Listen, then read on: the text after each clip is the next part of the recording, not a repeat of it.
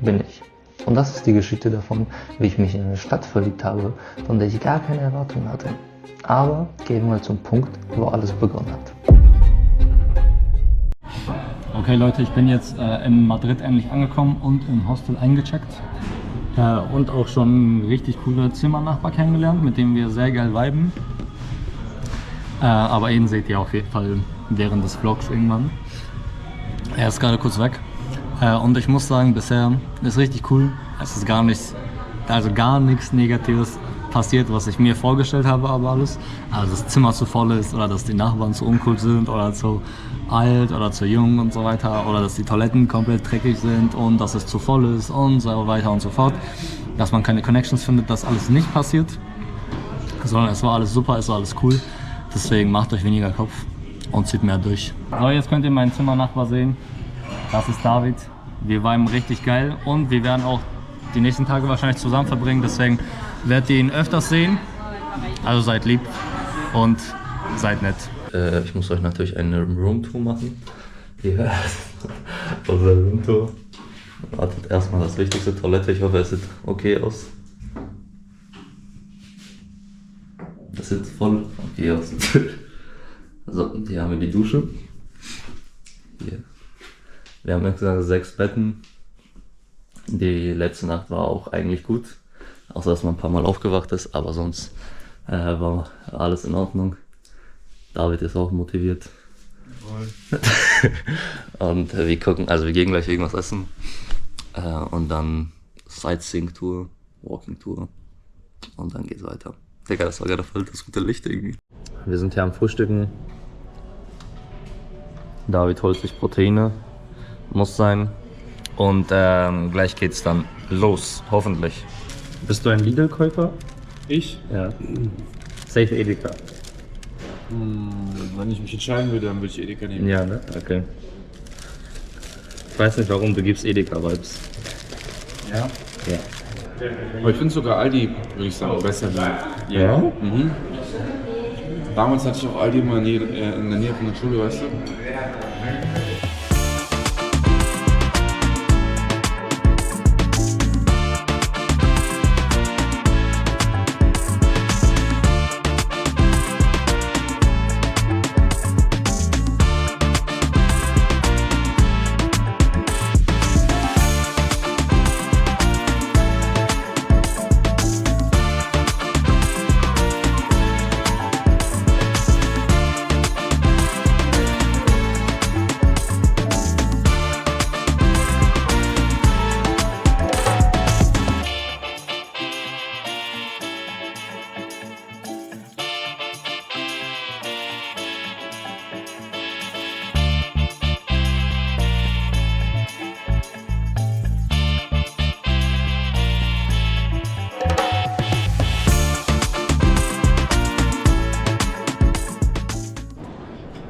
Okay Leute, wir hatten eine Stadttour und jetzt sind wir am Essen. Hier haben wir einmal Seafood Paella und hier haben wir einmal eine vegetarische Paella. Das sieht auch richtig geil aus und das ist mein erstes Mal, dass ich das esse. Und da muss ich euch natürlich mitnehmen, das ist logisch.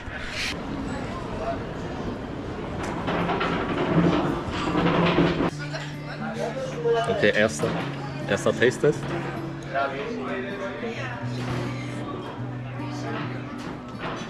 Ja.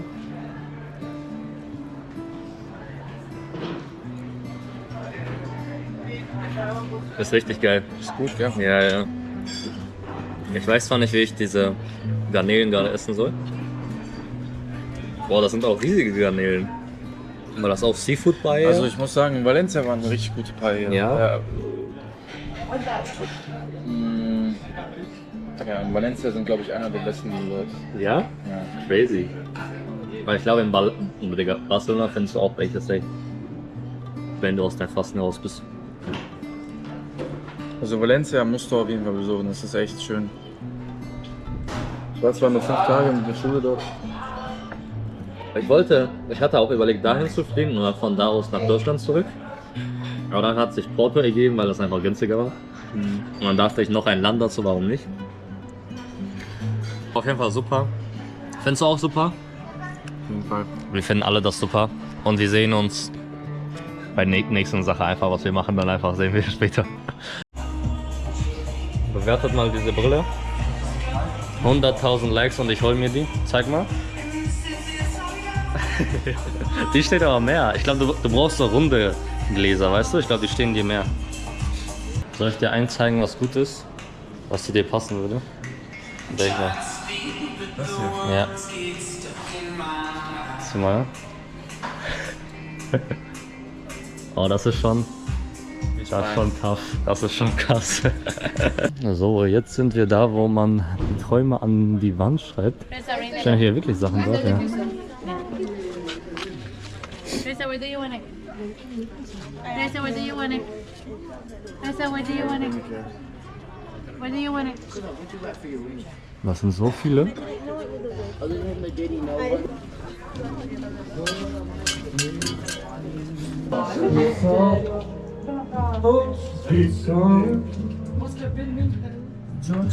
Hier geht's weiter. Und dann kann man einen Wunsch aufschreiben und eine Donation tätigen, also eine Spende. Willst du schreiben? Komm. Du hast safe einen Traum. Wenn du schon hier bist, musst du.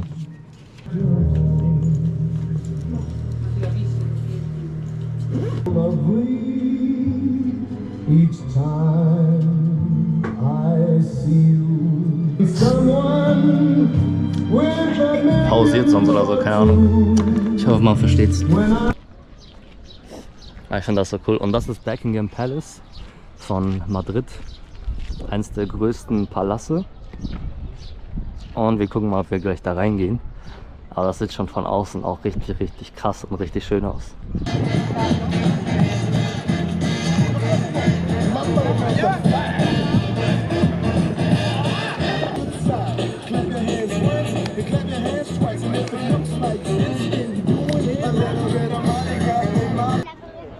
Das ist tatsächlich die Schlange dafür. Deswegen, wenn ihr hier rein wollt, dann müsst ihr im Voraus leider ein Ticket buchen, sonst wartet ihr hier safe 2 Stunden oder so. Also es ist ein bisschen wie Louvre, sage ich. Nicht so schlimm wahrscheinlich, aber schon auch katastrophal. Deswegen bucht im Voraus die Tickets. Unser Palastbesuch haben wir dann auf den nächsten Tag verschoben. Dafür haben wir aber ein Museum gefunden mit einem gratis Eintritt. Und da mussten wir natürlich kurz rein. Aber bevor ich euch zeige, was wir da alles gesehen haben, bitte ich euch darum, ein Abo dazulassen, weil ich will mit euch gemeinsam wachsen, gemeinsam neue Sachen erleben. Und das klappt nicht, wenn ca. 50% der Zuschauer kein Abo dagelassen haben. Und bitte schaut das Video bis zum Ende, weil da passiert noch so viel Geiles und ich will unbedingt, dass ihr das seht.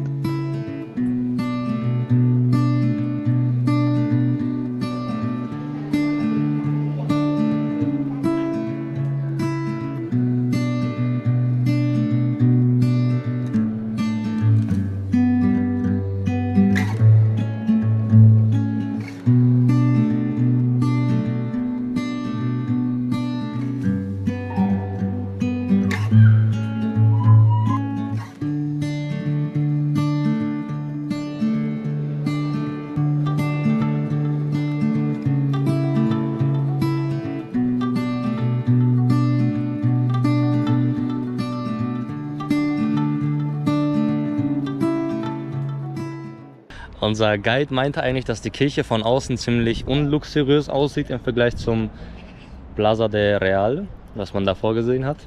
Aber von innen sah das so viel schöner aus und das war so perfekt und das ist, glaube ich auch einer der schönsten, vielleicht sogar die schönste Kirche, die ich je gesehen habe. Was sagst du dazu? Ich sag auf jeden Fall die schönste Kirche. Die schönste Kirche? Geil. Das war die schönste. Eigentlich schon, aber ich will irgendwie nicht zugeben. Aber ja.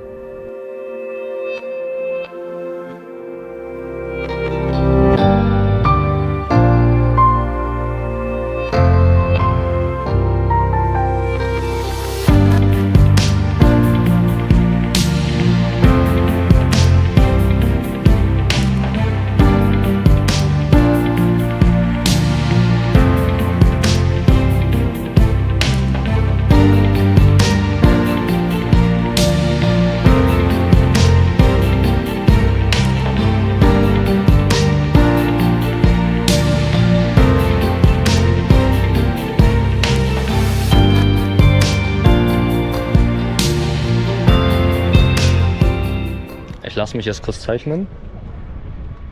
Und ich hoffe, es sieht gut aus. Aber auch wenn nicht, ist trotzdem Erinnerung, weißt du? Wisst ihr? Deswegen gucken wir mal, wie es aussieht. Ich hoffe gut. Und das dauert nur 3 Minuten. Also er ist fertig und er hat uns hier allein gelassen mit seinen Sachen, weil er kurz auf Klo gegangen ist. Und wir haben jetzt ein bisschen Angst, dass das irgendein Trick ist.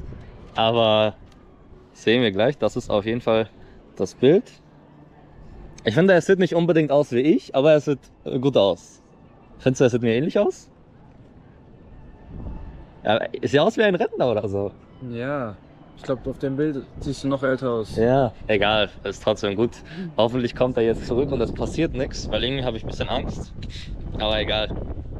Also wir sind jetzt hier in Retiro Park und wir picknicken. Wir haben hier Salat, Sandwich, Hummus, Baguette, Kefir, nochmal Salat. Und wir lassen uns jetzt schmecken und genießen einfach den Tag noch. Und gehen gleich auch noch hier spazieren bestimmt und gucken, was es sonst gibt. Haben wir noch Zeitraffer oder wie? Ja. Wir sind abhängig davon, aber meistens ja. Oder lassen einfach nur so kurz laufen. Weißt du? Wie lange schneidest du deine Videos? Boah. Also am Anfang war sehr lange. Da habe ich safe für ein Video so 30 Stunden gebraucht oder so. 30? Mittlerweile ist es ein bisschen weniger geworden. Also ich würde sagen so 15 ungefähr. Weil ich einfach schneller schneide und ungefähr jetzt besser weiß, was reinkommen soll, was nicht so. Aber irgendwie will ich bei dem mir mehr Mühe geben und so weiter. Deswegen gucken wir mal. Aber krass, das heißt, du steckst schon viel Ja. Arbeit rein. Deswegen, ich glaube, wenn ich so viel Arbeit reinstecken würde und dann nur auf Geld gerichtet wäre, dann würde ich das aufgeben, glaube ich. Weil jetzt halt nichts zurückkommt, so weißt du? Deswegen versuche ich einfach, die Spaß haben und Erinnerungen sammeln als Ziel zu setzen. Ey. Ja, Hauptsache. Ich will auch irgendwann so hinter der Kamera sein, so weißt du? Ja, so regisseurmäßig vielleicht oder so. Echt jetzt? Ja. Weil ich finde, ich bin kein wahrer so Entertainer, so checkst du? Es gibt halt so Charakter, so YouTube-Charakter oder so allgemein Menschen, die einfach von Natur aus entertainen können. Die sind einfach lustig, die haben so Charisma und so weiter. Ich weiß, ich bin nicht so crazy, so, weißt du? Ich bin nicht so krass da drin. Deswegen sehe ich mich eher hinter der Kamera so. Für wie viel Euro würdest du jetzt da rüberschwimmen? Rüberschwimmen? Boah. 20.000? Huni? Nein. 100 Euro? Nein. Ich würde für 1000. Ja, nee, ich nicht. Ich sage ehrlich, ich nicht. Ich hätte es nicht mal geschafft. Also hier sieht man nochmal wunderschön diesen Park. Es ist so cool und so schön. Und hier kann man eigentlich Boote fahren. So kleinere Kanuboote, glaube ich. Und das ist so wunderschön. Also dieser Park ist auch auf jeden Fall sehenswert. Let the music play. Oh, we're gonna stay.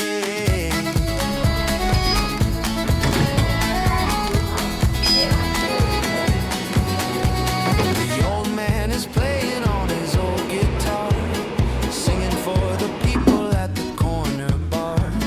Laughter is ringing through the narrow street, moving your body to the Spanish beat. Oh, du machst voll clean das Umfeld. No need for a plan, just soaking up the summer as much as we can.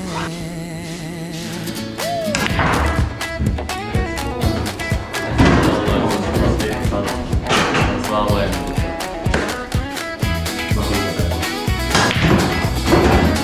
Wo war das davor, ja? Okay, mein Aufenthalt in diesem Hostel ist zu Ende gekommen. Jetzt ist Zeit für Checkout. Raul, willst du meinen Zuschauern noch irgendwas sagen? Es ist meine Zeit zum Abgehen jetzt. Kann ich bei dir auch Checkout machen? Checkout? Ja. Gehst du heute? Ja. Also ich komme noch mal abends, um meine Tasche abzuholen, aber ja. Kannst du schon? Oh, darf ich das zeigen? Nein, ne? Was? Darf ich das zeigen? Nein, ne? Da sind so viele Daten. Nee, das sind ja nur die Gästennamen. Achso. Alles, ne? Ja, weil das Zuschauer mal ein bisschen. fragt euch bestimmt, wer ist überhaupt Raul? Raul haben wir am ersten Tag auf unserer Walking Tour kennengelernt. Er ist auch aus Deutschland und macht in diesem Hostel ein Praktikum. Deswegen konnte er mir auch ein Checkout machen. Aber er war ein sympathischer, chilliger Typ, mit dem wir auch gut kommuniziert haben und neue Bekanntschaften geknüpft haben. Das war's. Hast du dir eigentlich mittlerweile einen Rat überlegt für meine Zuschauer? Ja. Die warten drauf. Ihr wartet drauf, ne? Jetzt ist Felddruck da. Egal wie viele Steine euch auf dem Weg gelegen werden, egal wie viele Hürden ihr auch überwinden müsst, Ja. vergisst nie das Ziel aus den Augen. Stark, stark. Quote, Ende. Dankeschön. So, heute haben wir tatsächlich reingeschafft ins Palacio de Madrid oder Real. Und so sieht das einmal aus und gleich gehen wir einmal rein. Die Sonne ist heute auch sehr stark, muss ich sagen. Im Vergleich zu den vorherigen Tagen, aber es ist geil. Was ist das? Oh, crazy, das haben wir bekommen. Also Eintritt für Studenten kostet 9 Euro. Wenn man kein Student ist, sondern einfach normal hier unterwegs ist, dann 18 Euro. Und wenn man ein EU-Bürger ist, kostet es ab 16 Uhr bis 18 Uhr gar nichts tatsächlich anscheinend. Deswegen überlegt euch, wann ihr kommen wollt, aber ihr müsst dann lange an der Schlange warten oder ihr kauft euch Tickets im Voraus.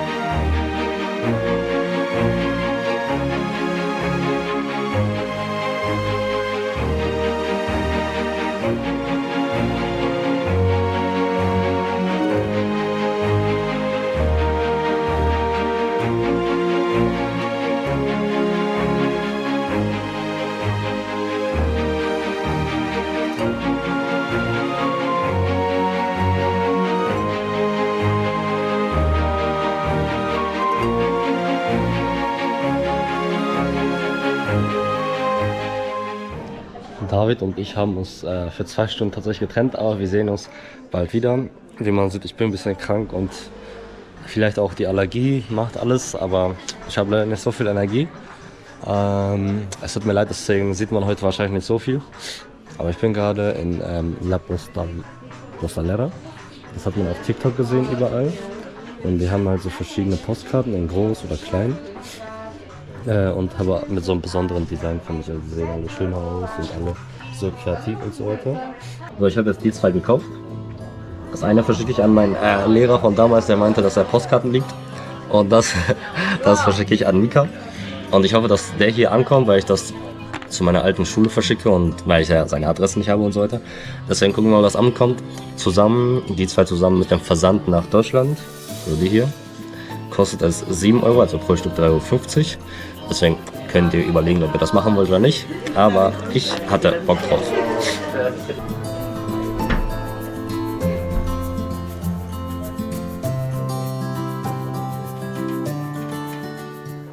Man denkt, ich bin kurz in New York gelandet. Es sind auch so Einkaufsläden und so weiter und sehr viele Menschen und der Wind bläst auf mich, so richtig geil und richtig frisch. Ich wusste nicht, dass hier so eine Straße gibt, ich weiß nicht. Es fühlt sich so an wie New York. So, wir sind jetzt in einem Tacoladen, wo es Tacos für 1 Euro gibt. Es war auch klar, dass die etwas kleiner sein werden natürlich, aber Tacos sind ja allgemein nicht so richtig groß und ihr müsst wirklich bedenken, ich glaube, irgendeins davon kostet 1,80 Euro, aber die anderen kosten 1 Euro, glaube ich. Und auch wenn da Zwiebeln drin sind, werde ich das mit Zwiebeln essen, um einfach den vollen Geschmack zu haben. Ja, aber gucken wir mal. Wie der schmeckt. Oh, wir haben hier 2 Soßen noch, damit ihr wisst. Gucken wir mal.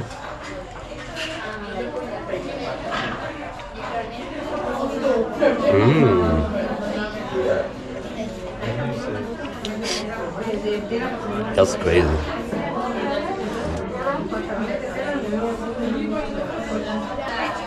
Der erste war super. Machen wir weiter mit dem zweiten.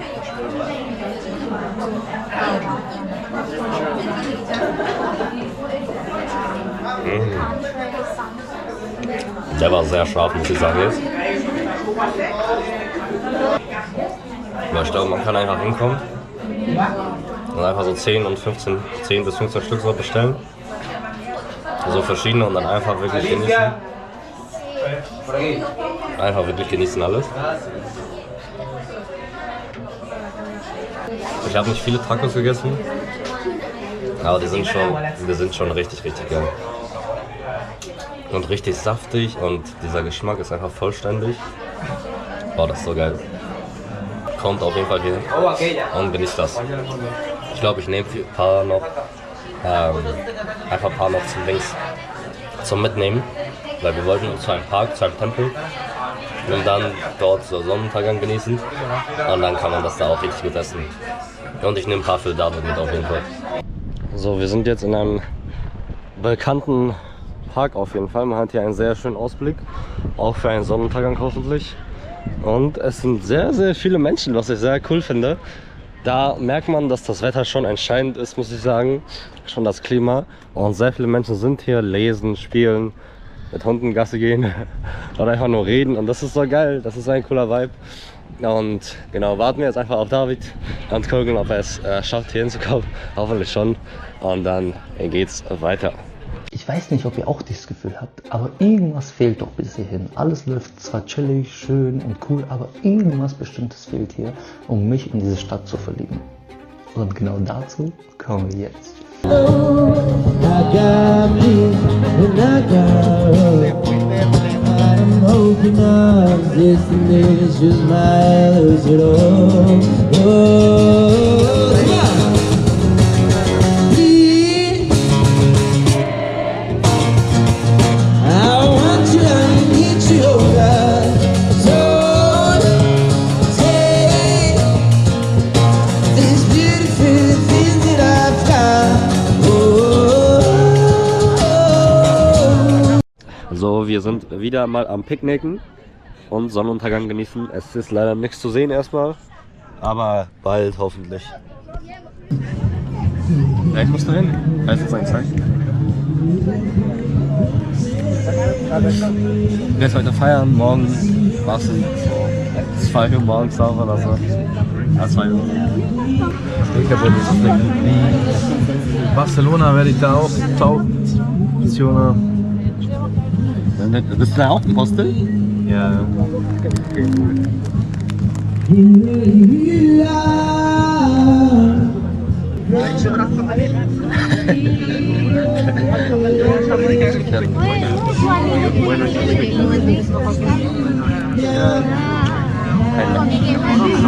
Ich habe meine Frau ist das leicht.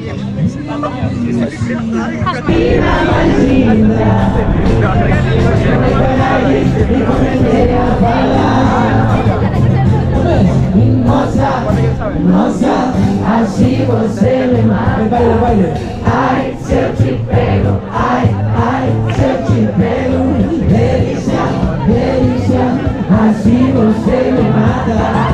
Ai, se eu te pego, ai, se eu te pego.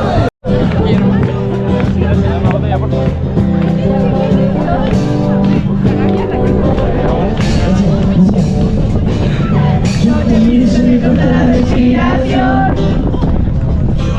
Yo te miro con la admiración, me sube el corazón. El silencio de tu mirada dice mil palabras. La noche en la que te suplico que no salga el sol. ¿Cómo dice? Bailando, bailando. Tu cuerpo y mi vida llenando el vacío, subiendo y bajando. Ahí bailando, bailando. Ese fuego por dentro, enloqueciendo mi salsa tú.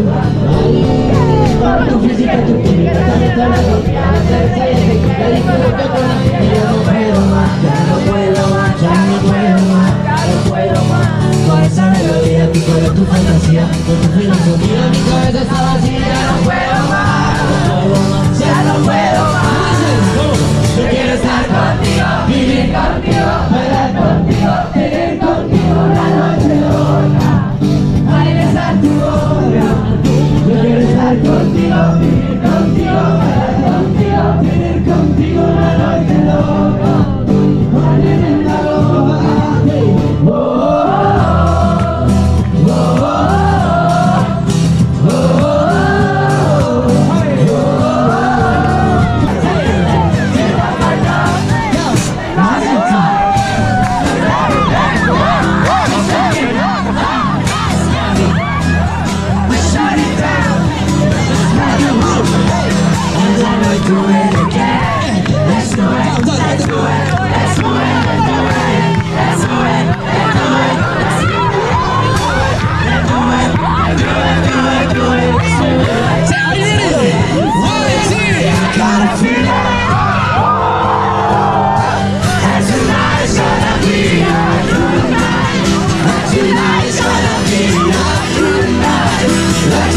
Tonight's gonna